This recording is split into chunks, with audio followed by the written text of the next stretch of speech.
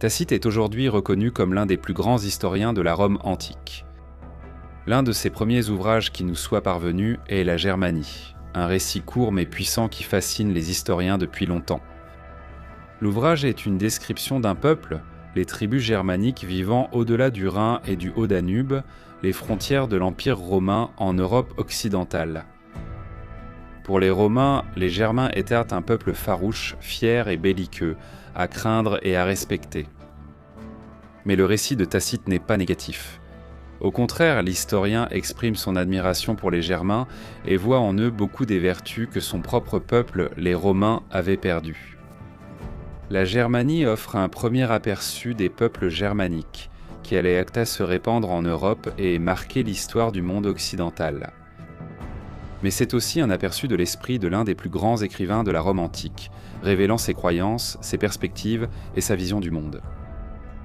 Rejoignez-nous pour en savoir plus, car l'histoire reste le meilleur professeur.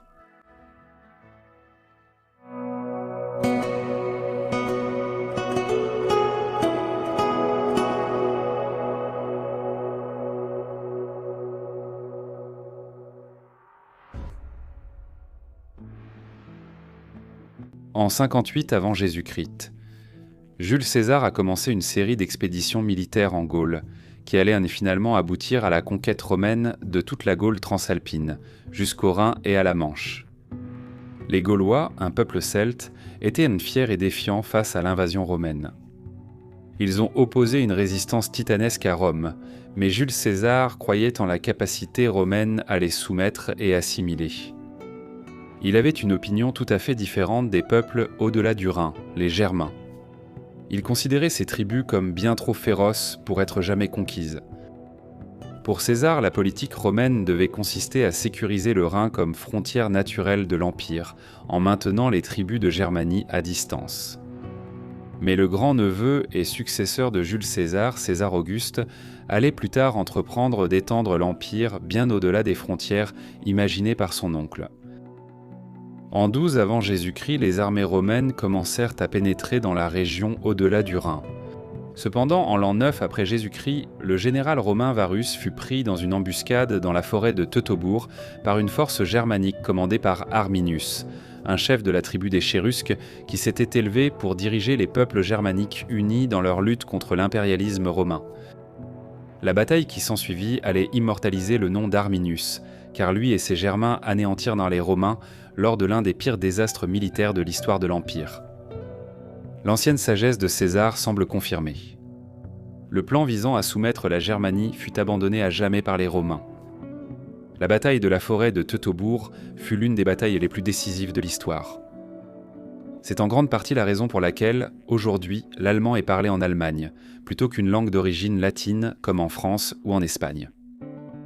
À son époque, Tacite était l'un des principaux orateurs de Rome. Ses histoires et annales sont des chefs-d'œuvre de la littérature latine. Sa Germanie est une ethnographie, s'inscrivant dans la tradition romaine de décrire et d'analyser les peuples étrangers.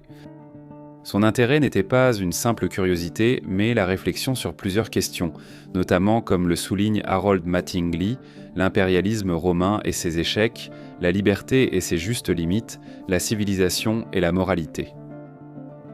Tacite conclut que les Germains résistent à la domination romaine en raison de leur amour de la liberté, écrivant « La liberté de la Germanie est un ennemi plus redoutable que le despotisme de notre Arsace. » Cependant, Tacite écrit que les Germains poussent la liberté trop loin, ce qui entraîne une faiblesse.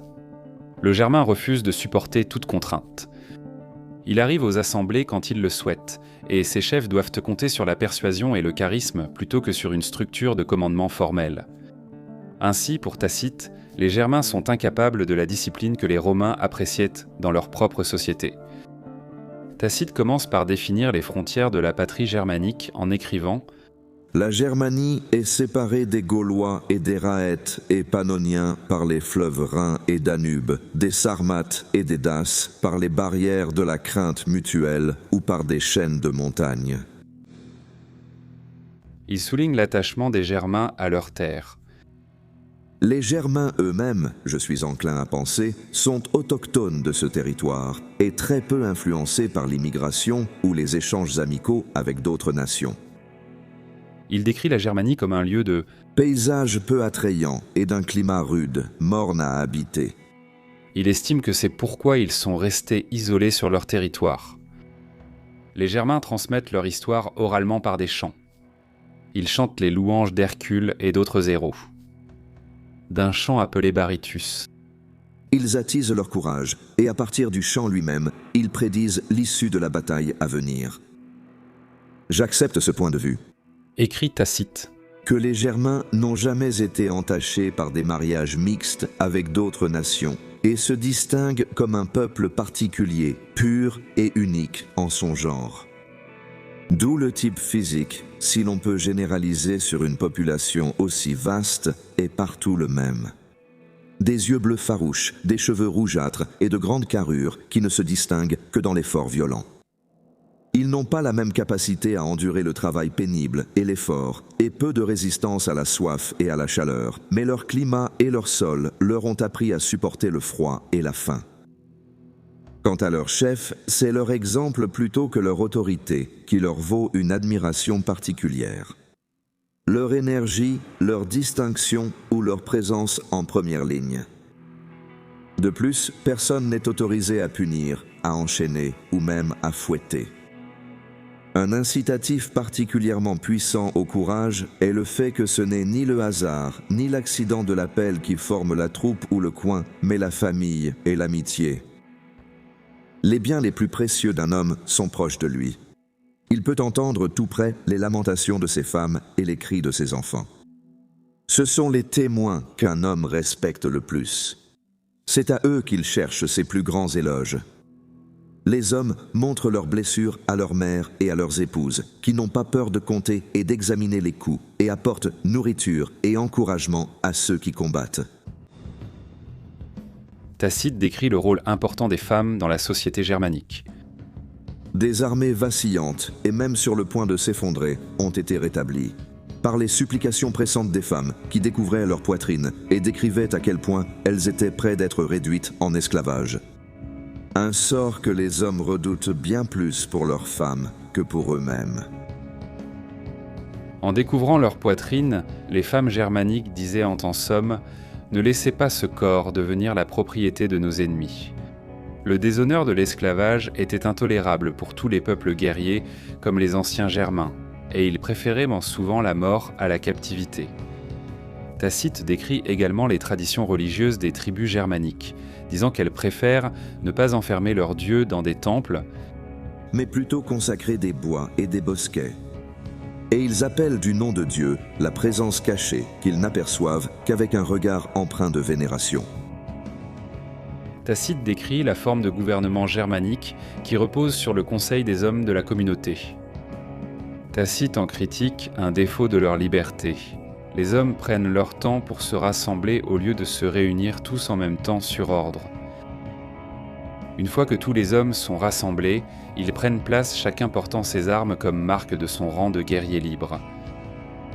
Ensuite, le roi, les chefs ou d'autres membres importants de la communauté donnent leurs conseils, et c'est leur éloquence plutôt que leur capacité à contraindre qui assure la coopération des autres hommes. Si une proposition leur déplaît, les hommes expriment bruyamment leur désaccord. S'ils approuvent, ils entrechoquent leurs lances. Aucune forme d'approbation ne peut être plus honorable qu'un éloge exprimé par les armes.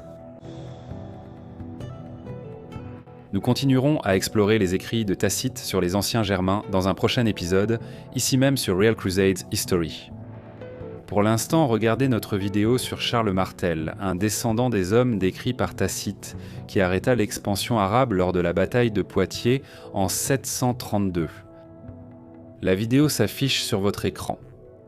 Veuillez vous abonner à cette chaîne, voir le lien dans la description pour nous suivre sur Patreon, et découvrez mon dernier livre, Richard and Saladin, The Lion and the Eagle, un roman sur la Troisième Croisade, également lié dans la description. À la prochaine, continuez à faire vivre l'histoire. Crashing down